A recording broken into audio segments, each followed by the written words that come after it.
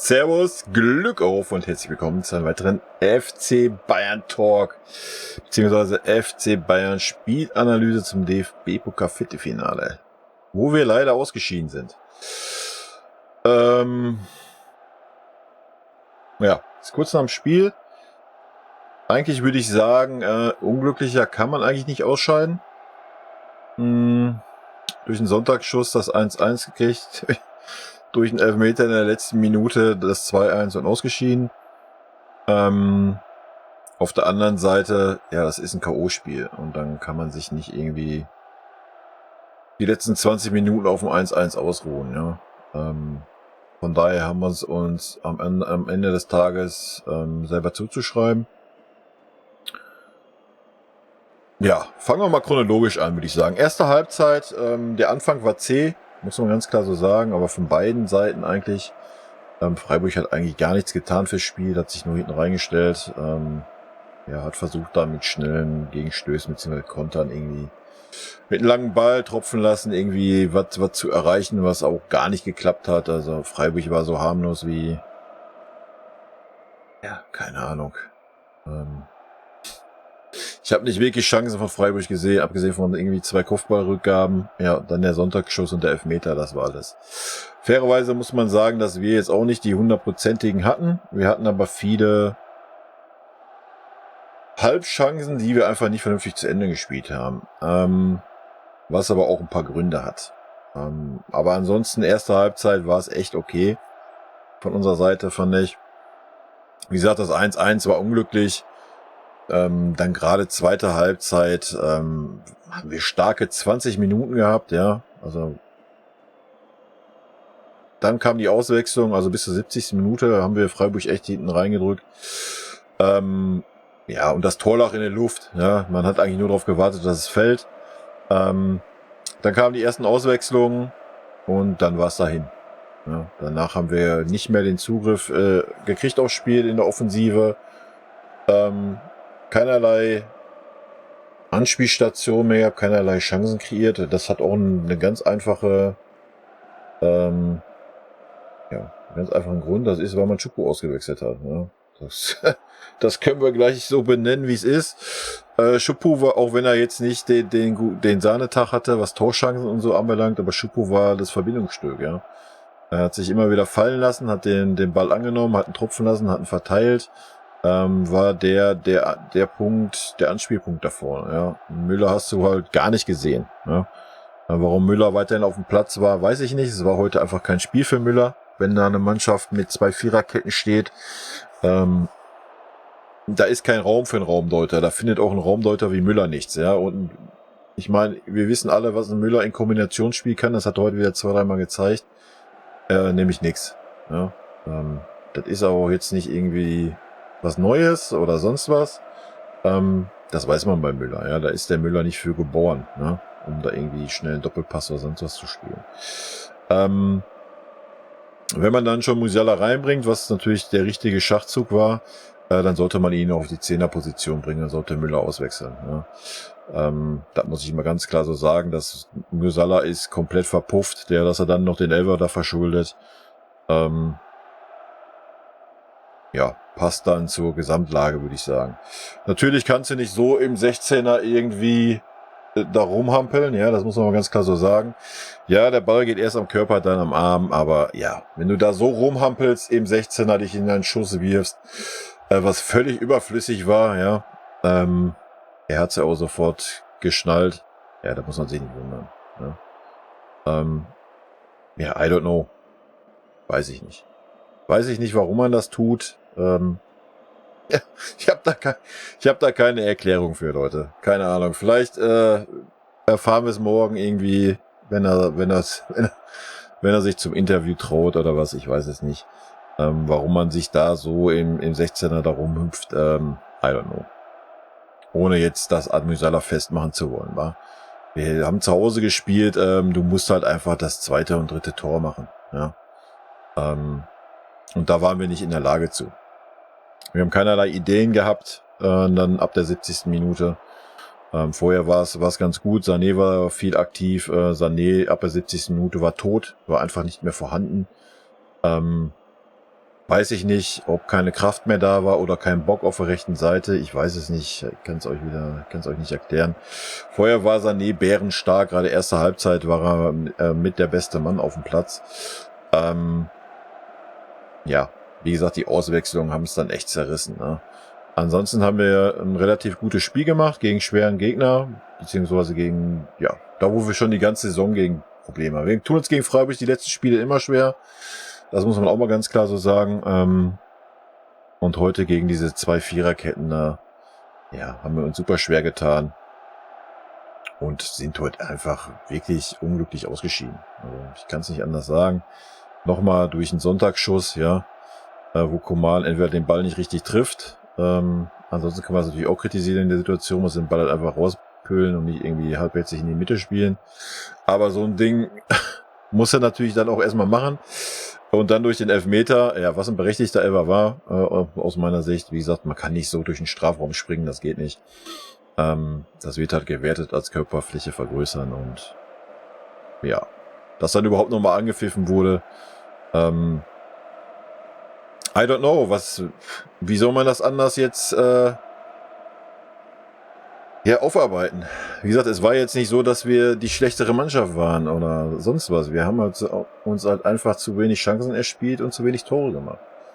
Und wenn es dann 1-1 steht, ja, es hätte auch einfach eine Ecke sein können oder sonst was. Ja, hätte noch niemals der Elfmeter sein müssen. Es kann halt immer irgendwas passieren. Ein dummer Freistoß, sonst irgendwas, ja. Von daher am Ende des Tages selber schuld, ja. Ich habe es nicht verstanden, warum man ab der 70. Minute es nicht mehr hingekriegt hat, irgendwie Ruhe ins Spiel zu bringen und die Freiburger wieder hinten reinzudrücken. Ja, haben wir gar nicht mehr hingekriegt. Nach den Auswechslungen war völliges Chaos. 20.000 Spieler wurden verschoben auf irgendwelche Positionen. Weiß ich nicht, habe ich nicht verstanden. Gucken wir uns aber jetzt gleich mal an, wenn wir mal versuchen, die Spieler so ein bisschen durchzugehen. Als erstes schmeißen wir mal einen Blick in die Statistiken rein, der Vollständigkeit halber. Ballbesitz 67-33, Abseits 4-3, Fouls 15-10, Zweikämpfe 54-46, Schüsse aufs Tor 4-4, Schüsse insgesamt 16-10. Da sieht man schon, dass wir uns auch nicht die klaren Chancen herausgespielt haben.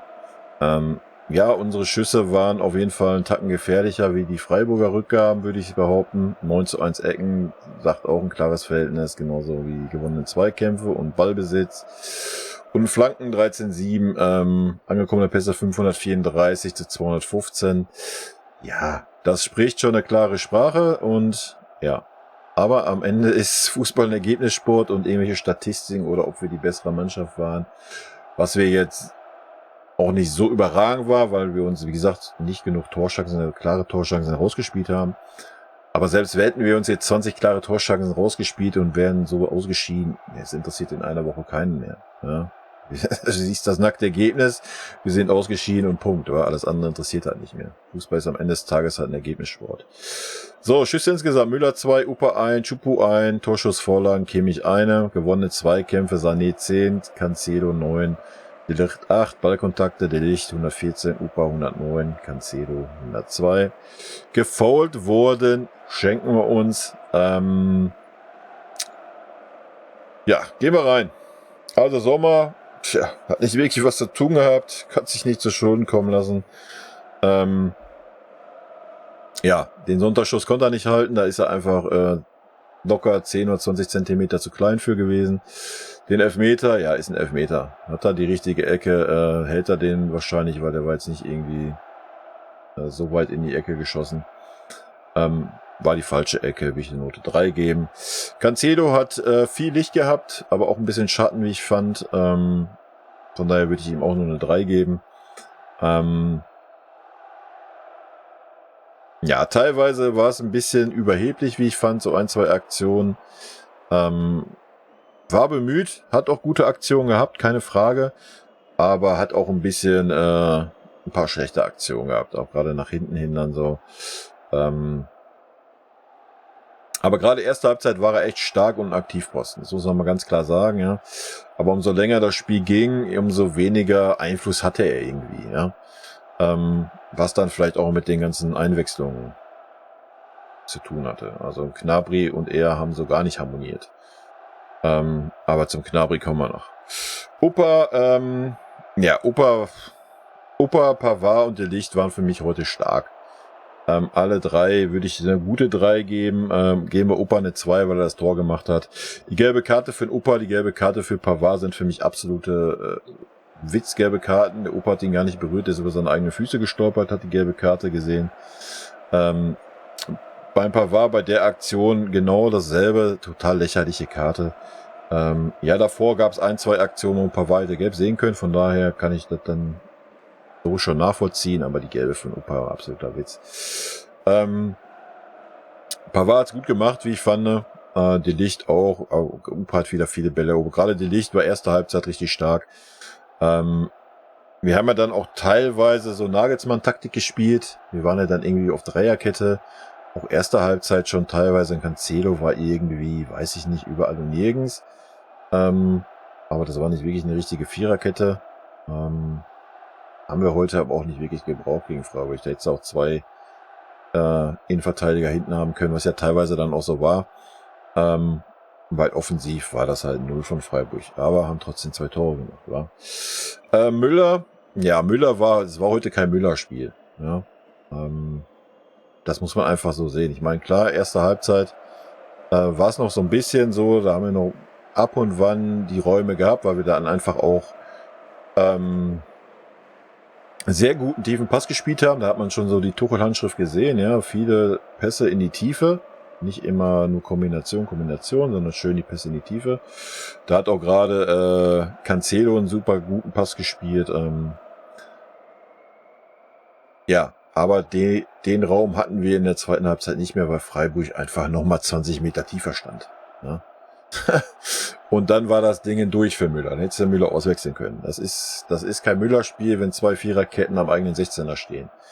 Da hat der Müller nicht die Technik für, da hat der Müller nicht den Schuss für, da hat der Müller gar nichts für. Ja, bei einer Ecke könnte er vielleicht nochmal irgendwie Zugriff bekommen, aber ja. Müller, man hat es dann gesehen, wo ein Monchupo auch raus war, hing halt nur noch in der Luft. Ja, also völlige Verschwendung meiner Meinung nach.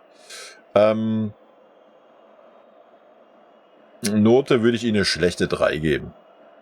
War jetzt nicht so schlecht, zumindest erste Halbzeit, aber wie gesagt, da wo dann kein Raum da war, keine Ahnung, würde ich ihm noch nicht mal zum Vorwurf machen. Ist auch nicht so, dass er nicht wollte oder sowas, er hat es ja versucht, hat auch versucht, die Leute anzutreiben und so, von daher eine schwache 3. Goretzka hat mir erste Halbzeit richtig gut gefallen, umso länger das Spiel ging, umso schwächer wurde er irgendwie. Ich denke mal, vielleicht auch einfach ein bisschen Kraftprobleme. Weiß ich nicht. Will ich auch eine schlechte 3 geben aufgrund der ersten Halbzeit. Erste Halbzeit war wirklich gut. Da war er richtig aktiv, aber zweite Halbzeit war das nicht mehr wirklich viel. Aber vielleicht auch da bedingt, dass die Freiburger einfach nochmal tiefer standen. Ne?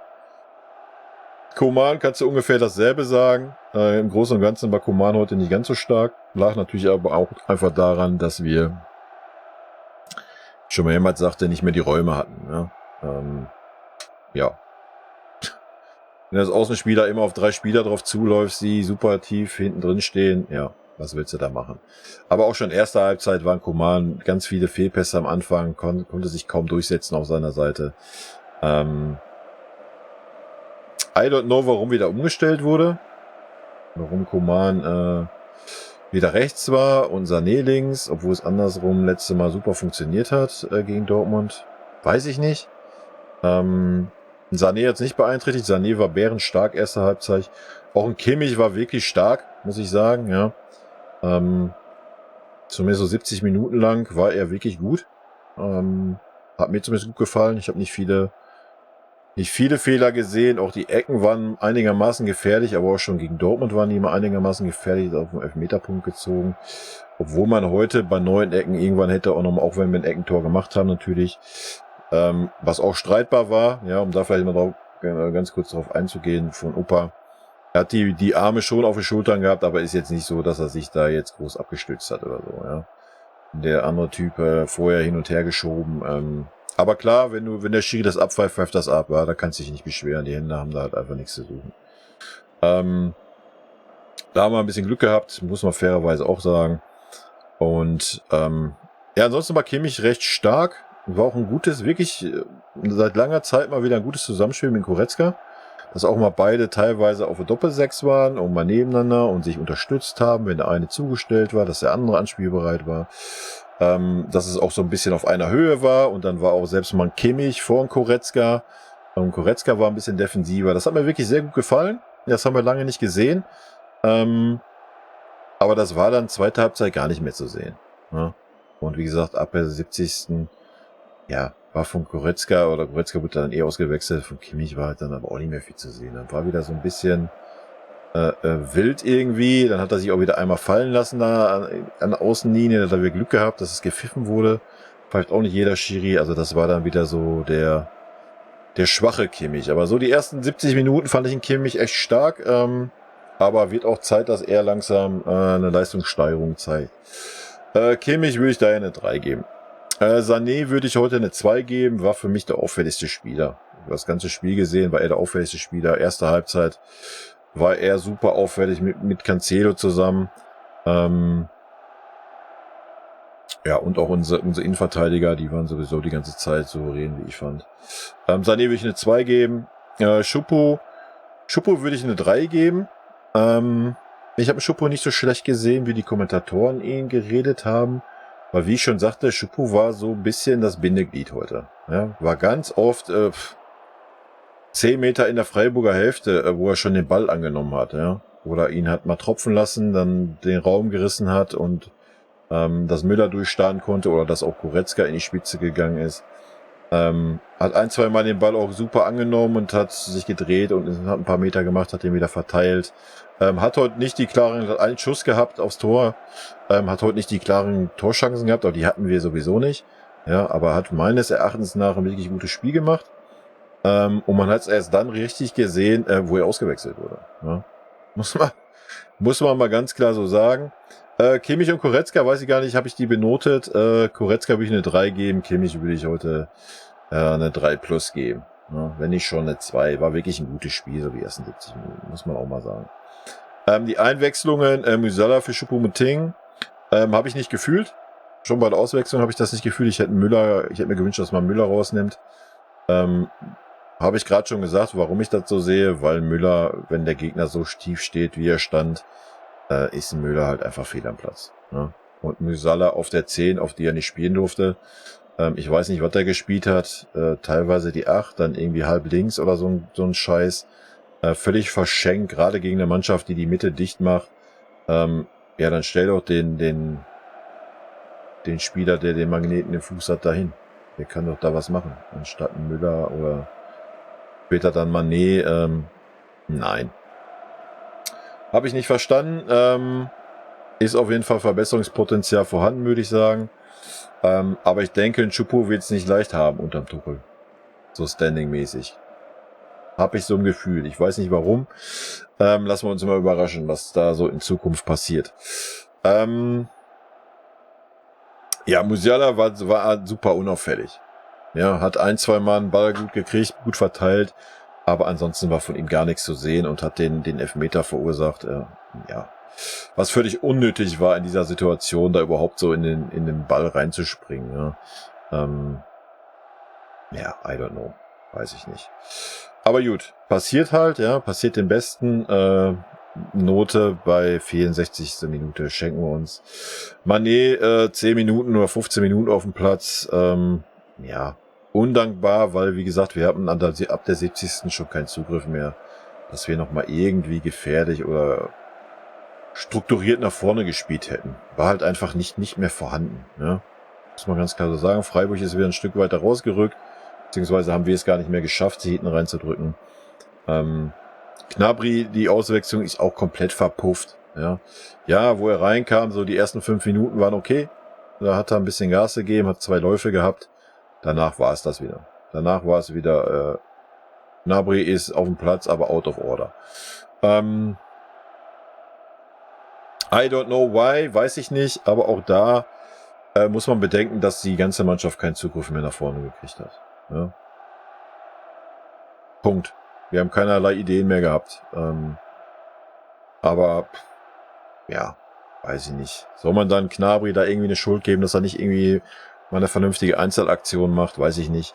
Aber es war wie unterm Nagelsmann gegen so einen Gegner. Wir haben halt einfach keine Ideen dann. Ja? Muss man ganz klar so sagen. Wir haben heute ein bisschen was versucht. Gerade erste Halbzeit hat mir besser gefallen, weil wir da nochmal mehr über die Außen versucht haben. Zweite Halbzeit haben wir irgendwie versucht, mehr über die Halbposition und mehr brachial durch die Mitte. Irgendwie jeder, der außen den Ball gekriegt hat, ist in die Mitte gezogen. Ganz wild, habe ich auch nicht verstanden, keine Ahnung. Weiß ich nicht. Also zweite Halbzeit war es gefühlt noch weniger Torgefahr wie erste Halbzeit von unserer Seite. Und wie gesagt, nach den Einwechslungen war das Thema broken. Ja, das hat einen riesen Bruch gegeben, was das Offensivspiel anbelangt. Ich weiß nicht, was der Müller gespielt hat, den Stürmer oder was, der war gar nicht mehr, der hing voll in der Luft, hast du gar nicht mehr gesehen irgendwie. Ganz wild, ganz viele Verschiebungen, dann Sané von links wieder auf rechts, dann Gnabry auf links, hättest du auch einen Gnabry rechts hinstellen können, hättest einen Sané mal da lassen sollen. Aber keine Ahnung, Sané hatte auch nichts mehr im Tank ab der 70. Minute oder kein Bock, ich weiß es nicht. Aber so wie er sich vorher den Arsch aufgerissen hat, denke ich eher, dass er nichts mehr im Tank hatte. Hätte man vielleicht auch auswechseln sollen, dann vielleicht mal irgendwas anderes versuchen. Ja, das ist es. Ja, mehr gibt's nicht zu sagen. Ja, aber man muss fairerweise auch sagen, wenn wir die Ersatzspieler sehen, mehr Möglichkeiten hatten wir auch nicht mehr, außer in Grafenberg. Ja, und ein Spiel für Grafenberg war es auch nicht. Grafenberg ist auch ein Spieler, der mit Platz ganz gut klarkommt, den wir nicht hatten, den wir auch nicht gekriegt haben, auch nicht. Da hätten wir schon das 2-1 machen müssen, dann hätten wir den vielleicht gekriegt von Freiburg. Ansonsten hat Freiburg seinen Stiefel durchgezogen und am Ende des Tages gibt der Erfolg ihnen recht. Wenn es natürlich auch glücklich war in meinen Augen, aber wenn wir die Schüsse aufs Tor anschauen, 4:4, gibt's da auch nicht viel zu reden. Also wir haben keine klaren Torchancen heute erspielt. Punkt. Ja. Und das ist in einem Heimspiel vom FC Bayern dann halt einfach zu wenig. Muss man fairerweise auch sagen. Ja, und damit ist der erste Titel futsch. Ja? Alle Nagelsmann-Befürworter, yay! Können sich jetzt freuen, können irgendwelche ihre wilden Argumente da jetzt breitreten, die ich nicht fühle. Wie gesagt, wir haben kein schlechtes Spiel gemacht. Und am Ende des Tages ist es halt super unglücklich, durch einen Sonntagsschuss und einen Elfmeter dann auszuscheiden. Aber nochmal, es ist dann auch verdient. Ja? Wenn man zu Hause spielt, kann man sich nicht... es hat einfach die letzte Konsequenz gefehlt. Wann war das 1:1? 27. Minute. Ja, das heißt, wir haben 60 Minuten vergeblich versucht, irgendwie mal eine richtige Torchance zu erspielen. Und das ist dann einfach zu wenig. Ja, und meines Erachtens nach, im Nachhinein kann man immer klug scheißen. Ja, das möchte ich mal ganz klar vorwegnehmen. Aber im Nachhinein betrachtet war es ein Riesenfehler, Choupo auszuwechseln und Müller auf den Platz zu lassen, meiner Meinung nach. Ja. Choupo war der Angelpunkt, und der andere große Fehler meiner Meinung nach ist, wenn du Musiala bringst, gerade in so einem Spiel, wo die Mitte so eng ist, musst du ihn in die Mitte stellen. Ja. Selbst wenn er nicht durchkommt, provoziert er vielleicht 1-2 gefährliche Freistöße. Und vor allen Dingen ist er auch ein Spieler, den du da in der Mitte auch anspielen kannst. Ja, der den Ball dann annehmen kann sich auch mal drehen, so wie es Choupo auch gemacht hat. Nichts gegen Müller, aber das ist nicht Müller sein Spiel. Den Müller kannst du anspielen, er lässt den Ball mal tropfen und dann ist gut. Ja, was auch völlig okay ist. Das ist nicht Müller seine Stärke. Und nochmal, Sané war nach 70 Minuten halt einfach auch komplett down. Komplett broken, die rechte Seite war tot. Ja, und die linke Seite war nach zweimal Gnabry, läuft mal an, auch tot. Da hast du nichts mehr gesehen. Cancelo war dann noch der aktivere von den beiden. Und dann scheidet man aus dem DFB-Pokal aus. Erster Titel ist futsch. Das Spiel in Freiburg wird vielleicht einen Tacken einfacher, weil Freiburg, denke ich, einen Tacken offensiver spielen wird. Obwohl, wenn ich den Streich so kenne, wird er es auch zu Hause eiskalt durchziehen mit Stiefel. Von daher mal abwarten. Jetzt da irgendwie Schlüsse auf Man City zu ziehen, ist natürlich Schwachsinn. Man City ist ein ganz, ganz anderes Spiel. Da werden wir viel, viel Platz bekommen. Ich kann mir nicht vorstellen, dass Man City sich hinten reinstellt. Das wird was ganz anderes werden. Und die Probleme haben wir schon die ganze Saison über gegen solche Mannschaften, ne, die sich hinten dicht reinstellen. Normal hatten wir mehr Probleme da mit den Kontern, wo wir heute gar keine Probleme hatten. Auch gegen Dortmund hatten wir da gar keine Probleme, weil wir einfach nicht mehr ganz so hoch stehen mit der letzten Reihe. Da gab es heute gar keine Probleme. Ja. Wie gesagt, dass wir heute ausgeschieden sind, war wirklich ein bisschen unglücklich. Aber diese Kreativlosigkeit gegen solche Gegner, die ist ja nicht neu. Die ist die ganze Saison da. Und ja, dann ist es natürlich schwer, wenn so ein Tuchel da ist mit 3,5 Trainingssession, dass das dann auf einmal ja, komplett anders sein wird. Nee, eben nicht. Was ich den Tuchel ankreiden kann, ist, wie gesagt, aus meiner Sicht, dass man den Müller hätte auswechseln müssen. Wäre die bessere Wahl gewesen anstatt ein Choupo. Und wenn man schon einen Choupo rausnimmt, ja, keine Ahnung, dann musst du den Mané vorne reinstellen und keinen anderen haben. Oder neben den Gnabry und stellen vorne rein als Neuner. Keine Ahnung, es muss auf jeden Fall was vorne drin stehen, nicht der Müller. Das macht einfach keinen Sinn. Aber auch nur meine bescheidene Meinung. Und wie gesagt, im Nachhinein kann man immer klug scheißen. Ich bin gespannt, was der Tuchel auf der Pressekonferenz nach dem Spiel sagen wird. Werde ich mir morgen auf der Arbeit mal genüsslich reinziehen in der Pause. Wie gesagt, Kimmich war auf jeden Fall Leistungssteigerung heute, wie ich fand. Und Sané, ja, ist eine Leistungsexplosion unterm Tuchel, muss man mal ganz klar so sagen. Heute hat einfach so der Spielpartner gefehlt. Ja, nichts gegen Müller, aber Müller ist jetzt nicht der super Kombinationsfußballer da vorne. Wäre da heute irgendwie Musiala mit auf dem Platz gewesen von Anfang an mit dem Sané, glaube ich, wäre es ein bisschen anders gelaufen. Da hätte man ein bisschen mehr Kombinationsfußball gesehen. Was jetzt nicht heißt, man hätte Müller nicht aufstellen sollen. Ja. Schwierig. Bin gespannt auf Samstag, aufs Spiel in Freiburg. Wie es da laufen wird. Da haben wir uns ja nochmal schwieriger getan, aber naja, was soll man machen. Gut, Leute, nichtsdestotrotz, rot-weiße Grüße gehen raus. Seid nicht allzu traurig, seid nicht allzu enttäuscht. Ich weiß auch nicht, ich kann noch niemals gerade sagen, bin ich enttäuscht? Ich weiß es nicht. Wie gesagt, es war jetzt kein schlechtes Spiel, es war aber auch kein herausragend gutes Spiel. Und wie man ausgeschieden ist, war super unglücklich, meiner Meinung nach. Aber halt dann am Ende, wie ich schon sagte, am Ende des Tages auch nicht unverdient, wenn du zu Hause nicht mehr wie ein Tor schießt. Ja. Von daher, wild. Kann euch gerade nicht sagen, wie meine Stimmung zu diesem Spiel ist. Gut, das war's. Haut mir gerne eure Meinung in die Kommentare, ich bin gespannt. In diesem Sinne, bis zum Wochenende. Tschüssi.